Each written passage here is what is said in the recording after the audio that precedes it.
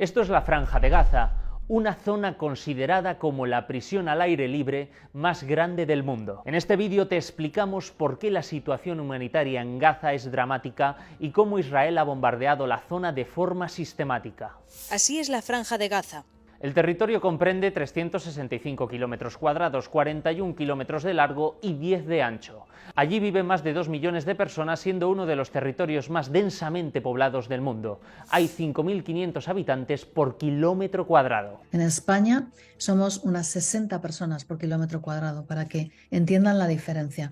Cuando se bombardea, no hay un lugar vacío dentro de la Franja de Gaza. Desde 2007, Israel impuso junto a Egipto un férreo control político y militar después de que Hamas ganara las elecciones y comenzara a administrar la franja. El Comité Internacional de la Cruz Roja considera ilegal este bloqueo y la ONU señala abiertamente la ocupación militar por parte de las autoridades israelíes. Los gazatíes tienen restringido el movimiento para entrar y salir de la franja. Lo que decía Netanyahu de poneros a salvo, buscad un sitio a salvo, eso es mentira, eso es propaganda, eso es una hipocresía, es un insulto, es de un nivel de cinismo y de sadismo tremendo. La gente en Gaza no puede huir. Esto ha provocado una dramática situación económica. El desempleo es del 50% y más del 80% vive por debajo del umbral de pobreza. Los hospitales están haciendo llamamientos porque se les está acabando los suministros esenciales. No tienen medicación para poder atender a la llegada masiva de heridos que están recibiendo cada minuto. Cronología de una agresión constante. Tras el bloqueo impuesto en 2007, llegó la operación Plomo Fundido entre diciembre de 2008 y enero de 2009. 22 días en los que el ejército de Israel desplegó una ofensiva militar por tierra, mar y aire. Según Amnistía Internacional, fueron asesinados 1.400 palestinos, entre ellos 300 niños, más de 115 mujeres y 85 hombres de más de 50 años. La incursión fue conocida como la Masacre de Gaza.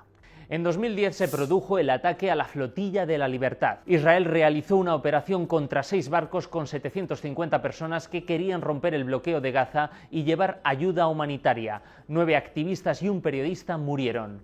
La ONU consideró como excesiva y desproporcionada la intervención. Si ves las imágenes de ese asalto, es el terror puro, porque descendían de helicópteros, comandos israelíes. Bueno, fue un ataque violentísimo. Posteriormente ha habido otras navegaciones, entre ellas el barco de mujeres, que todos se han saldado con asaltos en aguas internacionales, secuestro de los activistas, llevados a Israel, encarcelados y deportaciones. En noviembre de 2012 fue el turno de la operación Pilar Defensivo. Las fuerzas de defensa israelíes eliminaron objetivos de Hamas, pero también fueron asesinados 100 civiles palestinos, entre ellos 13 mujeres y 30 menores. Pero uno de los episodios más trágicos y violentos motivados por Israel fue la Operación Margen Protector. Duró 50 días y murieron 2.000 personas. El 70% eran civiles y 551 menores. Los argumentos de Israel. En las anteriores operaciones, Israel justificó su respuesta asegurando que neutralizaba las actividades terroristas de Hamas, pero en 2018 la situación fue bien distinta. Israel aplasta las marchas del retorno. Ese año, miles de palestinos se manifestaron en la frontera de Gaza con Israel para conmemorar el Día de la Tierra Palestina. Israel responde con crudeza a las marchas generalmente pacíficas. El Centro Haim Ezzam para los Derechos Humanos reportó la muerte de más de 150 personas. Las marchas del retorno fueron manifestaciones de civiles pacíficos desarmados, que como mucho tiraban piedras.